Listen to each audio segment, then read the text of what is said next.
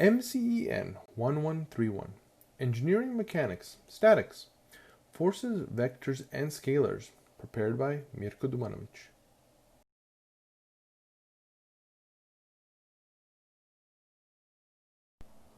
Most people would probably define a force as a push or a pull.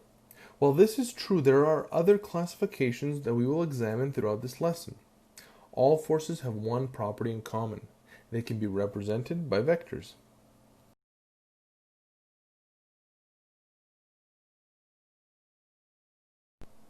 Firstly, we must distinguish between a vector quantity and a scalar quantity.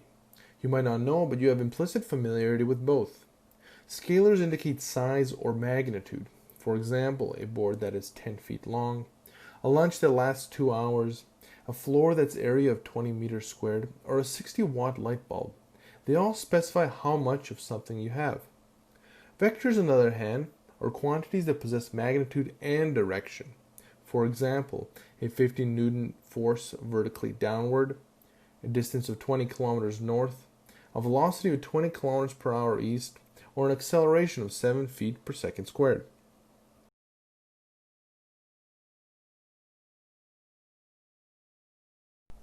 Drawing vectors in scale is only necessary when providing graphical solutions. Draw them approximately to scale when attempting to visualize a problem.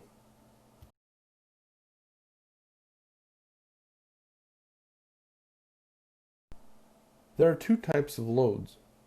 One, a weight to be conveyed, or two, a quantity that can be processed at one time.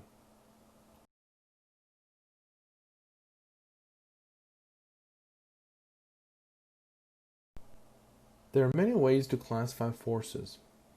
One way is to distinguish between applied forces and non-applied forces. An applied force is a very noticeable force applied directly to an object.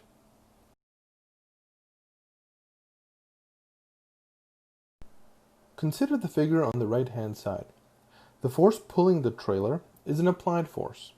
The force of gravity acting upon that trailer, however, is a non-applied force.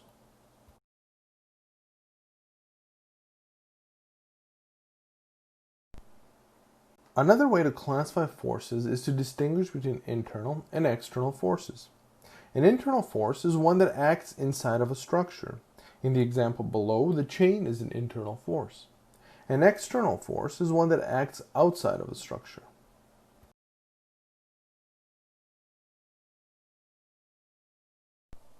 Yet another way to classify forces is to distinguish between acting and reacting forces.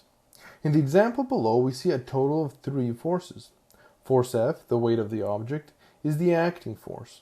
Forces R1 and R2, which act through the wheels that bear the weight of the object, are reacting forces.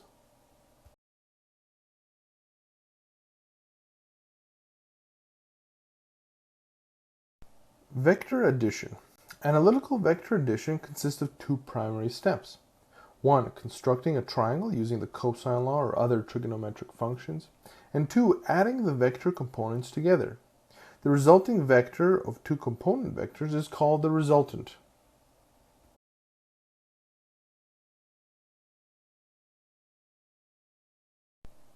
Vector resolution, on the other hand, is the process of breaking down one vector into 2 or more smaller vectors. The resulting vectors are called the components.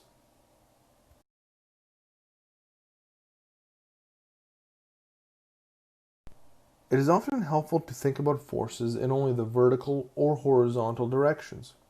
Consider the figure on the right.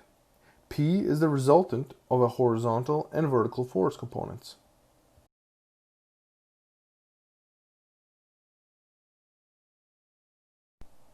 Concurrent and coplanar forces. 2 or more forces are said to be concurrent at a point if their lines of action intersect at that point. Consider the figure in the center. Forces F1 and F2 have a common point of application and are said to be concurrent at point A.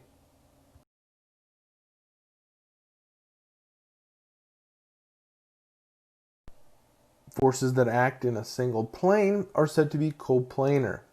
Again, consider the figure in the center. Forces F1, F2, F3, F4, and F5 are all coplanar forces.